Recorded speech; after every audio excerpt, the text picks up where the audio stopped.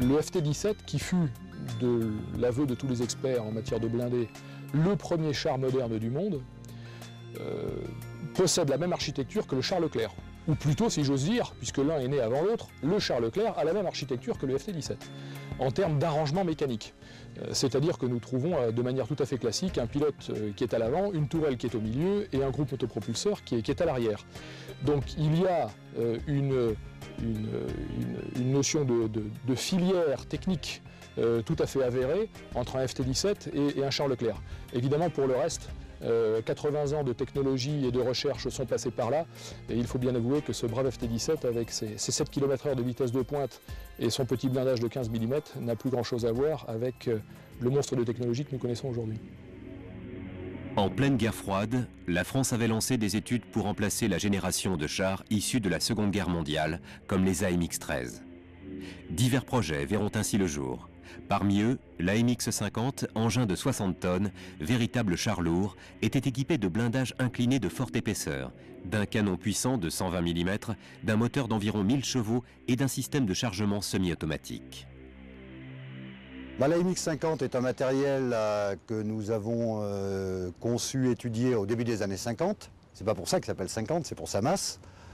C'est un matériel qui a été finalement un des matériels qui ont permis la rénovation de l'arme blindée en France. Et c'est un matériel qui n'a jamais été produit en série. La France s'orienta plutôt vers la création d'un char moyen. Ceci aboutira à la mise au point de la série des AMX-30 au milieu des années 60. À la fin des années 60, la France avait développé un concept de char moyen, l'AMX-30. Ce char, d'un poids d'environ 30 tonnes, faisait partie de la classe des chars classiques de l'époque, comme le Léopard 1 allemand ou le T-62 soviétique.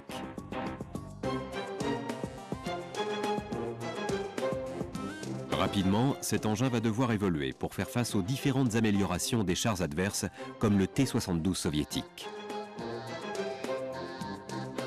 L'AMX-30B2, l'AMX-32, puis le système Brennus de plaques additionnelles de blindage réactif vont être des solutions à court terme permettant d'améliorer l'engin de base.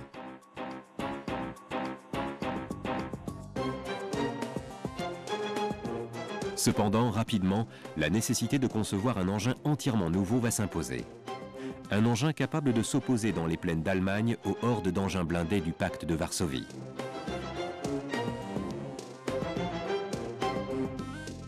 La genèse du char Leclerc remonte à plus d'une vingtaine d'années, quand l'état-major français a décidé de remplacer le char AMX-30, bien connu, comme étant la masse de bataille blindée du corps blindé mécanisé français qui était essentiellement stationné en Allemagne. Et le Leclerc a été conçu pour, en fait, à l'origine, contrer ce qu'on appelait à l'époque les hordes soviétiques, que l'on imaginait être une déferlante sans fin de milliers de chars et de blindés venant de l'Est. De plus, les nouvelles technologies utilisées sur le terrain, comme l'utilisation des hélicoptères de combat, remettaient en question la conception classique d'un engin de combat terrestre. En 1980, le projet Napoléon, tentative de rassembler les compétences des ingénieurs de chaque pays, va essayer de répondre à un cahier des charges précis. Le nouvel engin devra se battre à 3 contre 1, en gagnant 4 batailles technologiques différentes. La bataille de l'information, la bataille des feux, la bataille de la mobilité, la bataille de la protection. L'armée française devait combattre dans un rapport de force extrêmement défavorable que l'on estimait de 3 à 1. En clair, un char français qui était engagé sur ce qu'on aurait pu appeler le front de l'Est, pour nous Français, devait être capable de se défaire d'une menace constituée d'un peloton de chars soviétiques, c'est-à-dire 3 chars. Donc il fallait que ce char soit très bien protégé pour encaisser les coups de l'adversaire, et puis surtout, tire plus vite que l'adversaire. Et c'est comme ça que le char Leclerc est né.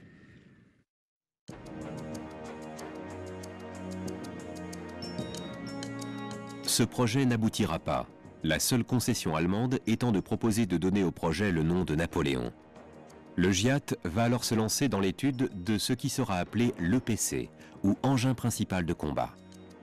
Donc à travers cet acronyme EPC, engin principal de combat, la Commission a bien signifié que l'action décisive sur le champ de bataille revenait au char.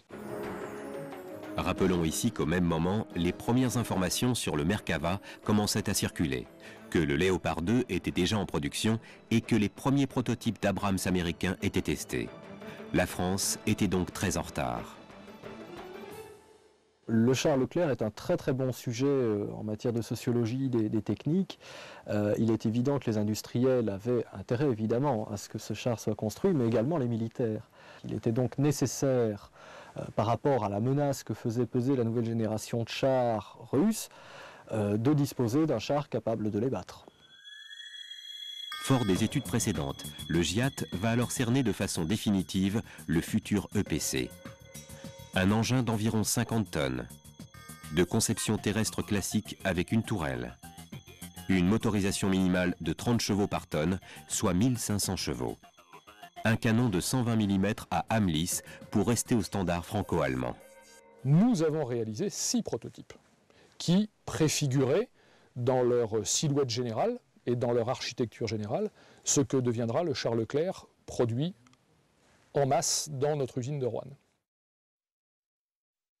De manière tout à fait classique, un programme de ce qu'on appelle de qualification et d'essai d'un char ou de tout autre système d'armes un peu compliqué consiste à affecter à un prototype une gamme de tests. Alors j'illustre mon propos. Vous avez 1 ou 2 prototypes qui sont classiquement consacrés à la mobilité. Donc on va tester la mobilité de l'engin dans n'importe quel type de terrain, sous n'importe quelle latitude, sous n'importe quel type de conditions météorologiques. Il va y avoir 1 ou 2 prototypes qui vont être consacrés à ce qu'on appelle la fonction feu, c'est-à-dire bien vérifier que le char tire, qu'il tire juste, qu'il voit bien, qu'il détecte bien ses cibles et qu'il met les obus dans les cibles. Et puis il y en a enfin un que l'on sacrifie, qui subit les pires agressions, qui est le prototype qui est destiné à vérifier que le blindage tient bon. Donc on prend un char complet, on le met sur un polygone de tir, et on tire avec tout ce que l'ennemi est censé lancer sur le char dans une phase de combat. Et à notre plus grande satisfaction, aucun trou n'a été fait. De 1982 à 1990, les ingénieurs vont sans cesse améliorer les performances du nouvel engin. Le futur char allait naître. Il sera baptisé Leclerc en 1986. Nous voulons un matériel léger, compact, évolutif. Et c'est un slogan qui a donc un grand intérêt opérationnel, nous y reviendrons peut-être, mais qui pour l'ingénieur a permis finalement de guider tous les choix d'architecture mécanique de ce matériel. Mon expérience en tant qu'utilisateur de ce magnifique engin, qui est, c'est clair, l'engin, peut-être pas le meilleur char du monde, parce que le meilleur char du monde, ça n'existe pas, ça dépend du théâtre d'opération, ça dépend des circonstances, mais au moins au titre des performances, motorisation, conduite de tir et système de commandement, c'est le plus performant du monde.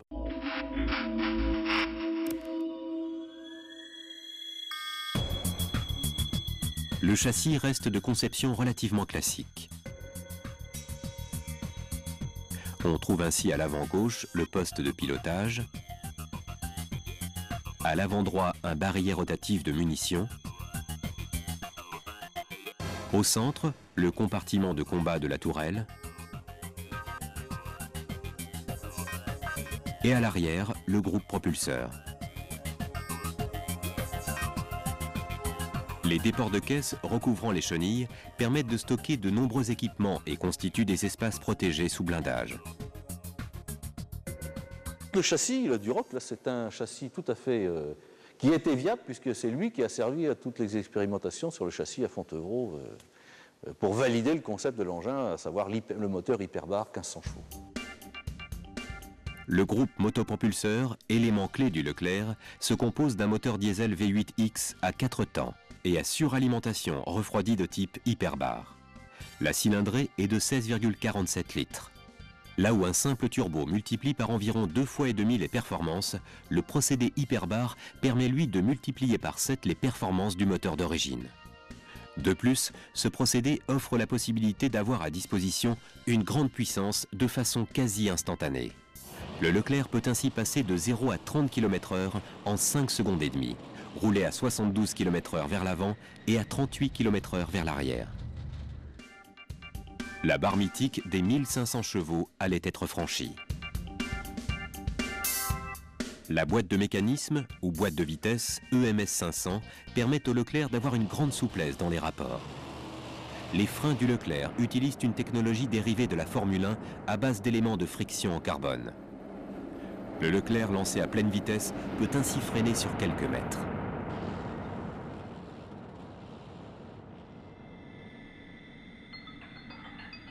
Le train de roulement du Leclerc est assez simple.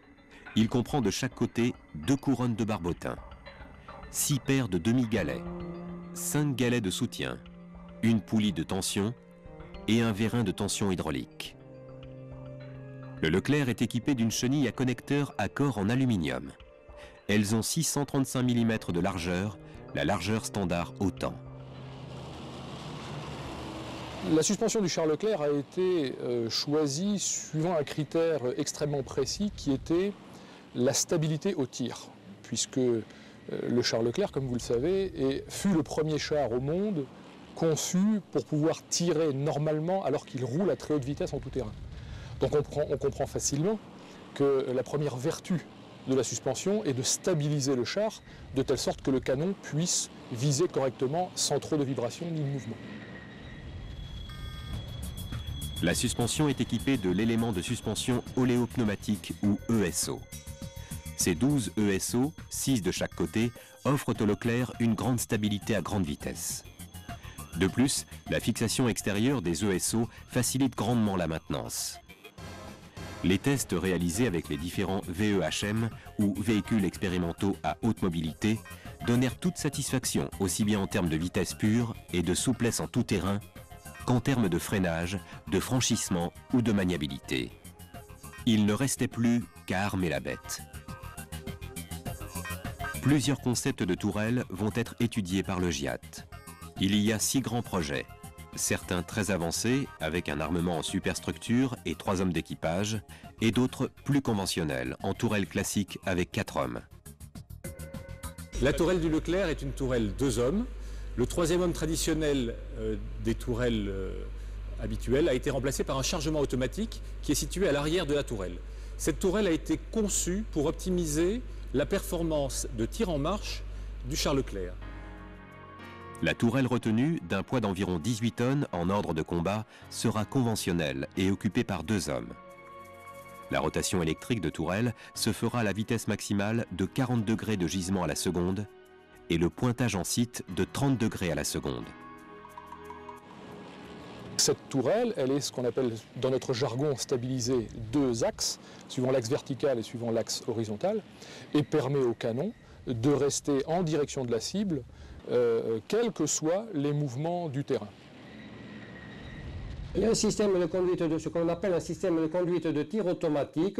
La tourelle, je peux vous dire, je l'ai vu en œuvre, je l'ai vu en exercice. Vous pointez la tourelle dans une direction donnée, la caisse tourne autour, c'est impressionnant. Le char peut évoluer d'une façon aléatoire au gré du pilote. La tourelle conserve toujours la même direction. Le canon implanté dans cette tourelle sera un 120 mm de 52 calibre, soit 6,24 m à âme lisse chromée et à culasse verticale. Ce canon a été architecturé autour du tir en marche. Il est donc équilibré dans son mouvement en site. Et il a également été optimisé pour la tourelle du Leclerc, en cela que son recul est très limité et compatible du chargement automatique. La mise à feu est électrique. L'évacuation des gaz du tir se fait par surpression de l'habitacle. Au moment du tir, le canon aura un recul de 400 mm dans la tourelle. La grande spécificité du char Leclerc, c'est son chargement automatique de munitions. Dans le char Leclerc, l'équipage est réduit à 3 hommes. Et l'absence ou le retrait de ce 4e homme a une influence tout à fait considérable sur l'architecture du char. Ça permet de gagner des tonnes Et ça permet de gagner plusieurs mètres cubes sur le char. Et cet homme a été remplacé par une machine, une sorte de robot qui charge directement les obus dans le canon. Et c'est ce qui permet au char Leclerc de pouvoir renouveler le tir et de soutenir une cadence de tir tout à fait phénoménale. La cadence de tir du Leclerc est prévue pour 10 tirs à la minute à l'arrêt et 6 tirs à la minute en mouvement. 22 obus sont chargés dans le barillet automatique et 18 autres sont stockés dans le châssis. À la sortie du canon, l'obus part à la vitesse effarante de 1800 mètres par seconde. La conduite de tir associée au canon et à son chargement automatique des obus offre Leclerc des possibilités extraordinaires. Une fois la cible repérée, la séquence appelée DRI, soit détection, reconnaissance, identification, est lancée. Si la cible est identifiée positivement, les ordinateurs vont calculer la fenêtre de tir, c'est-à-dire le moment optimal de mise à feu en prenant en compte les principaux paramètres à la fois de la cible et du char tireur. Tout ceci s'effectue dans un délai extrêmement court et l'acquisition d'un but futur, c'est-à-dire de l'endroit où la cible sera et non pas l'endroit où la cible est, prend à peine quelques secondes. Le Leclerc, grâce à tous ces systèmes perfectionnés, peut toucher en roulant une cible de la taille d'une affiche publicitaire à presque 4 km de distance.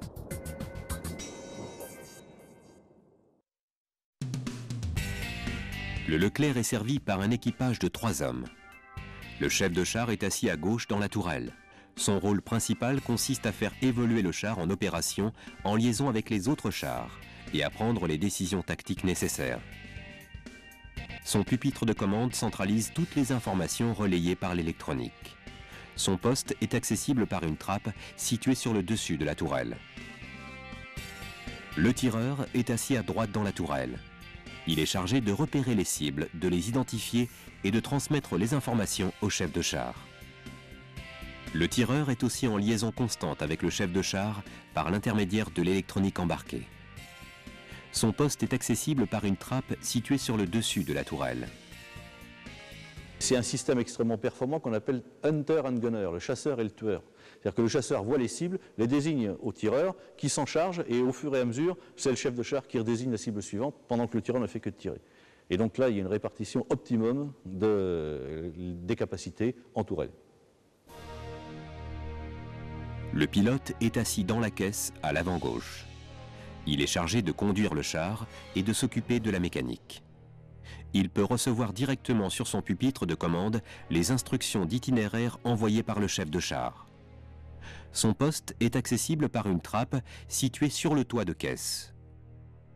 PVP, pupitre de vigilation pilote, sur lequel on a tout ce qu'on a sur les compteurs normaux de n'importe quel véhicule, la vitesse du véhicule, le jauge carburant, le contour moteur, les éléments d'affichage de l'état batterie du char, et puis un certain nombre de boutons poussoirs pour pouvoir appeler ou raser ou effacer les différents messages qui apparaissent sur le bandeau ici. La protection du Leclerc est composée de blindages multicouches performants, modulaires, composites et compacts. Ces blindages sont faciles à produire industriellement et aisés à remplacer, même partiellement, sur le Leclerc. Le savoir-faire des ateliers de l'AMX permet donc au Leclerc de disposer d'un blindage à l'épreuve des armes anti-chars adverses, mais aussi de pouvoir évoluer dans le temps, en fonction de la menace rencontrée. Le char Leclerc a été le premier char qui fut conçu avec des blindages amovibles. Alors ça ne veut sans doute pas dire grand-chose pour le grand public, mais c'est très important pour la vie opérationnelle d'un char, puisque je rappelle qu'un char est en service pour au moins une trentaine d'années. Donc on imagine bien que la menace, les projectiles adverses, font des progrès continus au cours de ces 30 ans, et qu'un blindage qui a été conçu dans les années 80 pour faire face à des projectiles des années 80 ne sera plus tout à fait aussi résistant 20 ans après. Nous pouvons déshabiller littéralement le char Leclerc de ses blindages. Ce sont des blocs de matériaux composites que nous pouvons retirer très facilement dans un atelier et les remplacer par de nouveaux. Le canon du Leclerc utilise plusieurs types de munitions, chacune ayant un rôle bien déterminé. Les munitions flèches sont destinées à la destruction des chars lourds. Les obus polyvalents sont plutôt destinés à la destruction de cibles faiblement blindées et à des fins antipersonnelles. Des munitions spécifiques sont aussi prévues pour la destruction de bâtiments et d'ouvrages fortifiés. Des munitions d'exercice et de manipulation sont aussi prévues. Le système de défense rapproché repose sur une mitrailleuse coaxiale de 12,7 mm montée sur le berceau du canon. 800 coups sont prévus dans la dotation de la 12,7. De plus, 4 lanceurs fumigènes, ainsi que 3 lanceurs de défense anti-fantassins sont installés sur le toit de tourelle. Ces pots sont des lances fumigènes, c'est le système Galix qui permet de masquer le char en quelques dixièmes de seconde. Un rideau de fumée se déploie, qui est opaque, au visible et à l'infrarouge.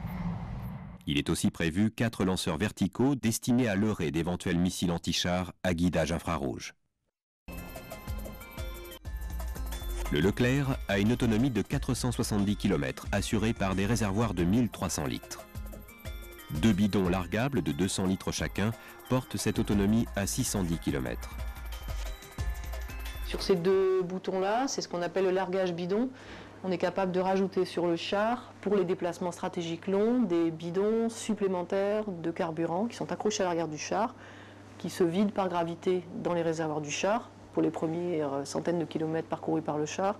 Et lorsqu'on a vidé les bidons, ils sont un petit peu gênants pour les rotations tourelles, on a un système de largage automatique qui permet de jeter ces bidons qui sont récupérés par la suite par la logistique.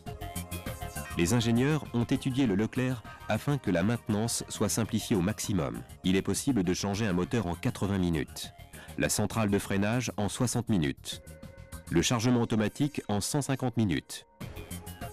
Les caractéristiques finales du Leclerc sont un poids de 56 tonnes, une longueur de 9,87 m, une largeur maximale de 3,71 m, une hauteur de 2,53 m au toit de tourelle.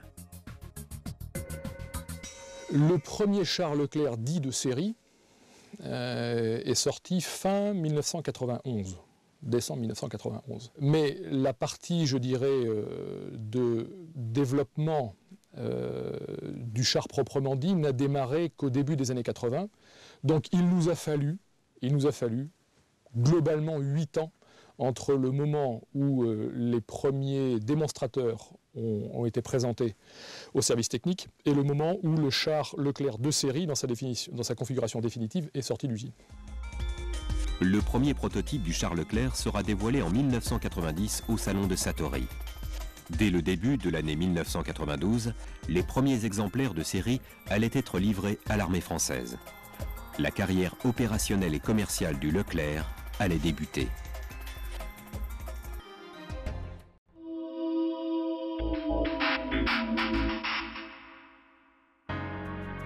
Le char Leclerc sera présenté au monde dans les divers salons de vente de matériel militaire.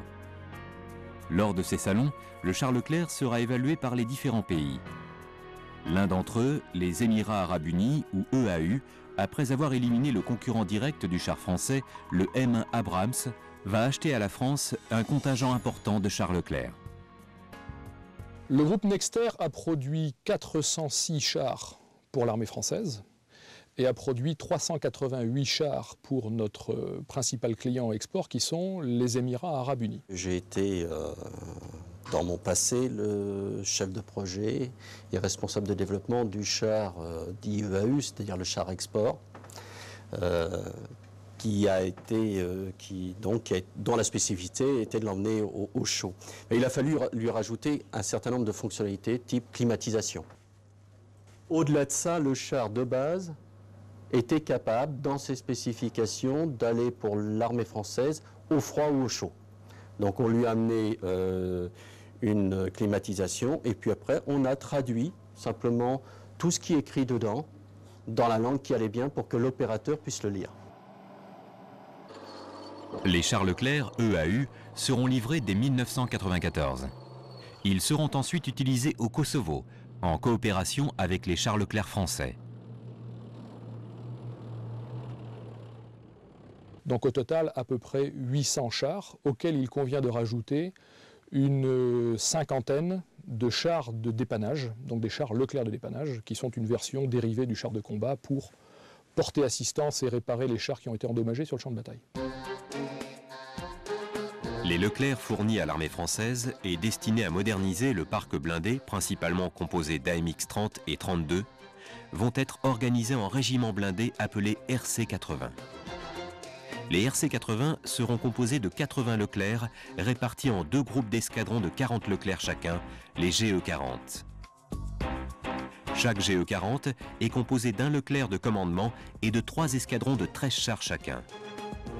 Chaque escadron comprend 3 pelotons de 4 chars et 1 char capitaine.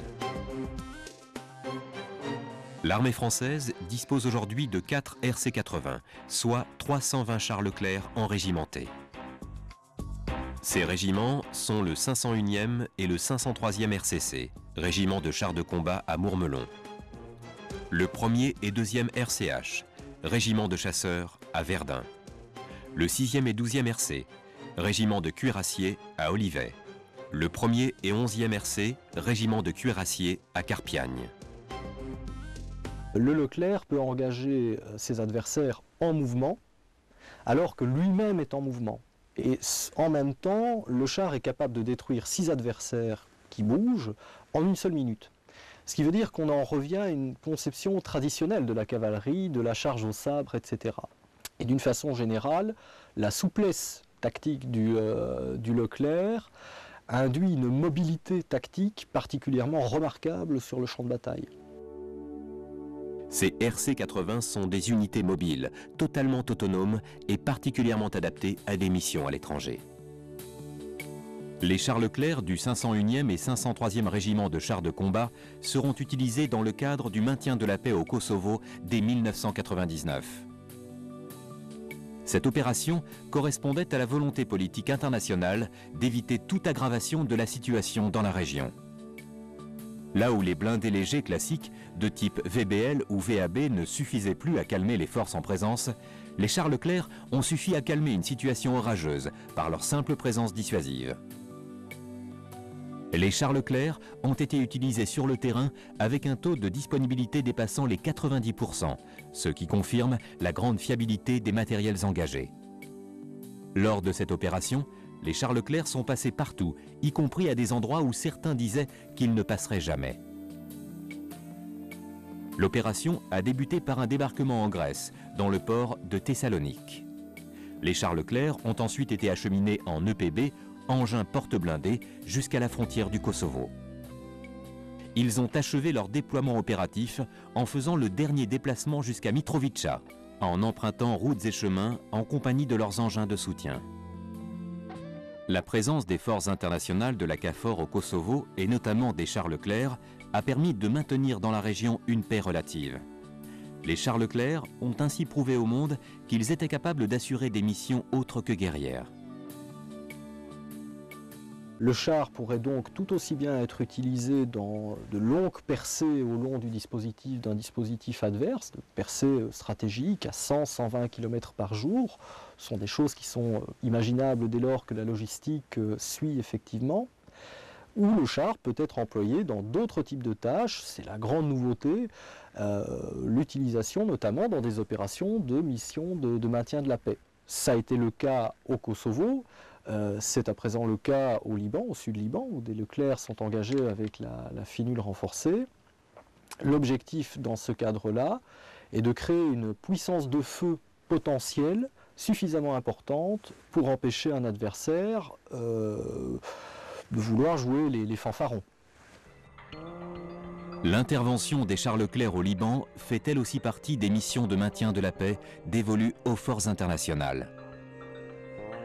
Les chars Leclerc seront ainsi engagés au sud Liban, dans le cadre d'une mission de sécurisation d'une zone tampon à la frontière israélienne. Encore une fois, la seule présence des chars Leclerc a suffi à calmer les esprits et à maintenir le calme entre les éventuels belligérants.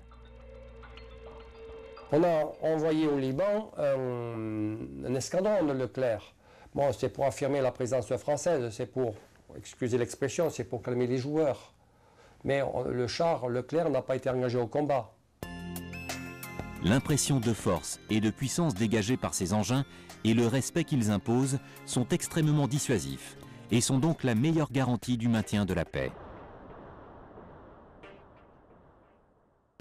La conception du char du futur est à l'étude.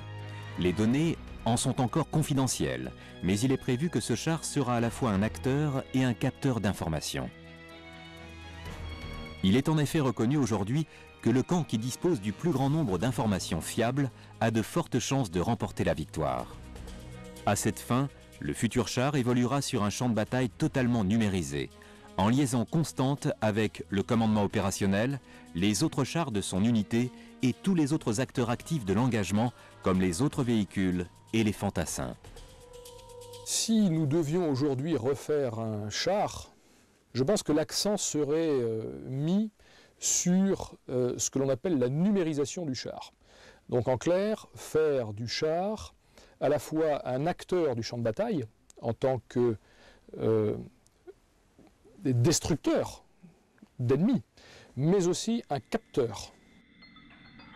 L'échange de données se fera en temps réel entre tous les acteurs afin de faciliter la prise de décision tactique immédiate. Ce char est prévu pour être mis en service à l'horizon 2015. En revanche, une version améliorée du char Leclerc est déjà étudiée et testée. Cette version est appelée le Leclerc 2010 ou char Azur. Azur comme adaptation aux actions, alors il y a 2 fois le A, en zone urbaine. Alors le char Azur justement préfigure un peu ce que nous pensons être le char de demain. Le char Azur est tout simplement un char Leclerc de base sur lequel nous avons apporté un certain nombre de modifications et d'équipements justement pour le rendre plus apte qu'il n'est aujourd'hui à intervenir dans la zone urbaine. Une des difficultés de la zone urbaine, c'est d'être compartimenté. Ce qui fait que ce que l'on appelle une bataille urbaine n'est en fait que la somme de dizaines, voire de centaines de micro-batailles qui se passent à l'échelon d'un bloc d'immeuble ou d'un pâté de maison. Les grandes caractéristiques du char restent les mêmes. Seules quelques modifications ont été faites. Il est destiné à être utilisé pour des actions en zone urbaine et plus particulièrement dans le cadre d'actions de dissuasion, de maintien de la paix ou d'aide aux populations. Il y a 3 types d'améliorations sur le Leclerc en zone urbaine. Il y a des améliorations du type protection du char, qui sont effectivement des blindages spécifiques rapportés pour les agressions en zone urbaine, qui sont la protection des ouvertures du char, puisque malheureusement un char n'est pas fait pour être approché. À partir du moment où on l'approche, on peut envoyer dans différentes ouvertures du char des cocktails Molotov et autres projectiles enflammés, donc on protège ça. Et puis un char comme le Leclerc est, on va dire, pas forcément protégé en zone urbaine parce qu'il n'a pas une vision parfaite de tout ce qui est très proche de lui, puisque c'est un engin qui est fait pour agresser en frontal d'autres chars entre 2, 3, 4 000 mètres. Donc on donne au char la capacité de voir et de surveiller autour de lui par des systèmes de vision 360 degrés. Donc ça, c'est les éléments de protection. Le char en zone urbaine, par rapport au char en zone ouverte, a besoin de travailler avec une grande coopération avec ce qu'on appelle les éléments débarqués, tous les éléments, les fantassins qui sont autour du char. Il faut à la fois qu'ils puissent travailler avec eux, en coopération avec eux, et à la fois qu'ils ne risquent pas de blesser les fantassins. Alors on a ajouté aussi au char, pour la zone urbaine, un tourello piloté de l'intérieur du char, avec une caméra jour, une caméra nuit et une mitrailleuse spéciale sur laquelle on peut mettre de l'arme létale, non létale ou à létalité réduite en fonction de ce qui se passe dans la zone urbaine. On se sert du char pour apporter aux éléments débarqués en ville des éléments logistiques supplémentaires. Donc on a fait sur ce char des caissons d'emport supplémentaires, donc qui transportent plus de 400 kg de matériel, des brancards, des jerrycans d'eau, des munitions supplémentaires, qu'il est capable d'apporter en ville et de larguer de manière automatique sans que personne sorte du char pour donner ça aux fantassins. Ce qu'on ne voit peut-être pas parce que c'est très discret, sur l'arrière de la tourelle, il y a 2 petites antennes qui sont à peu près de cette taille-là, qui font partie du système de communication sans fil, puisque les opérateurs qui sont au sol, certains, alors les chefs de groupe, ont une petite oreillette qui leur permet d'être en communication constante jusqu'à 200 mètres du char avec l'ensemble de l'équipage du char, pour pouvoir mener des opérations coordonnées.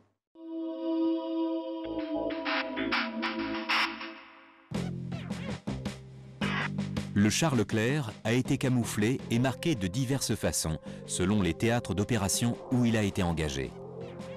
Le char Leclerc, utilisé en métropole, est camouflé de façon habituelle dans les 3 couleurs standardisées de l'OTAN, le vert, le noir et le beige clair. Des noms de baptême identifiant chaque char seront apposés sur chaque côté de la tourelle. Un symbole tactique et une immatriculation seront placés à l'arrière et à l'avant de la caisse.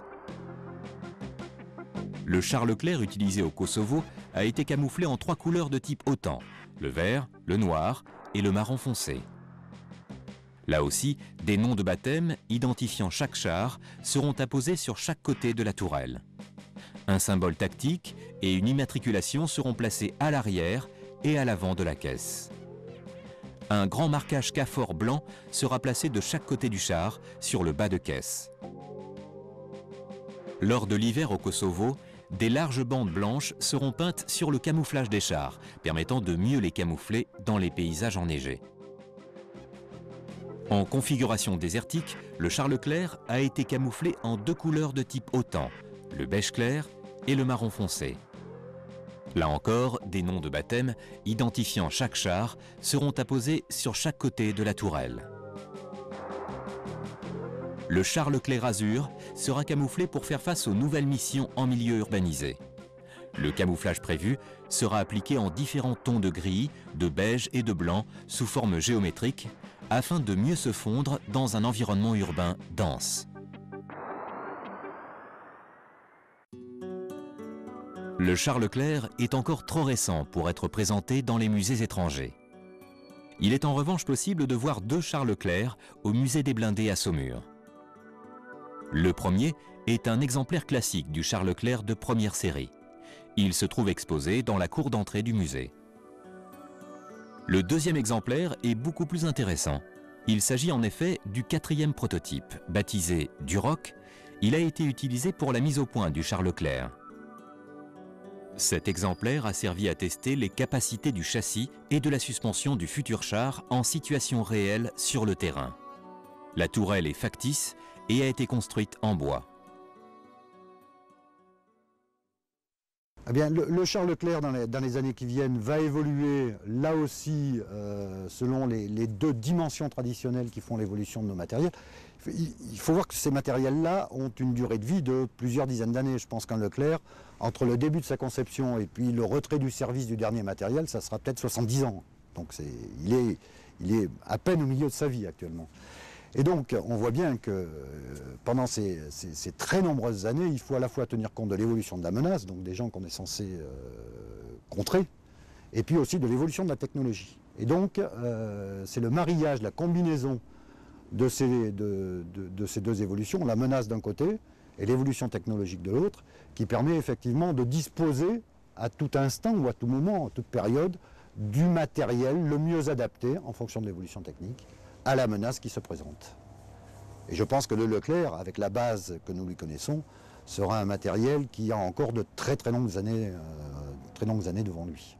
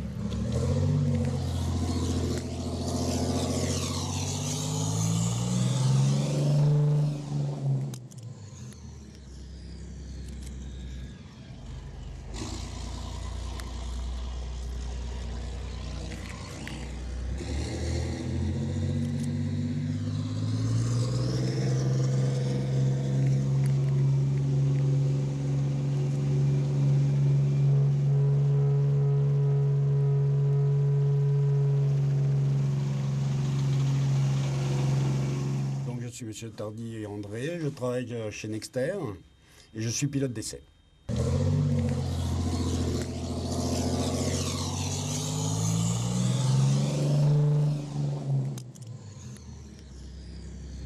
Je suis rentré ici, c'était en 1973, donc ça fait plus de 35 ans.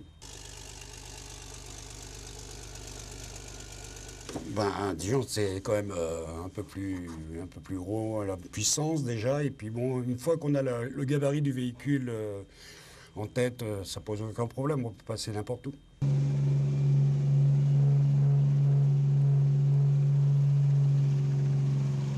Ah bah pour tout ce qui est chenillé, effectivement, le char Leclerc, c'est quand même...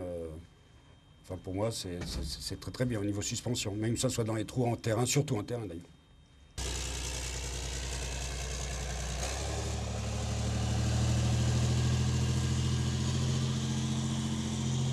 Ben, j'ai sous la main directement sur moi, donc j'ai le volant. Ensuite, sur le côté gauche, j'ai le PVP, poste de visualisation pilote, hein, avec tout le contour, vitesse, les messages qui peuvent arriver. Et après, j'ai donc mon écran de contrôle avec tous les instruments qui me permettent de mettre le véhicule en route.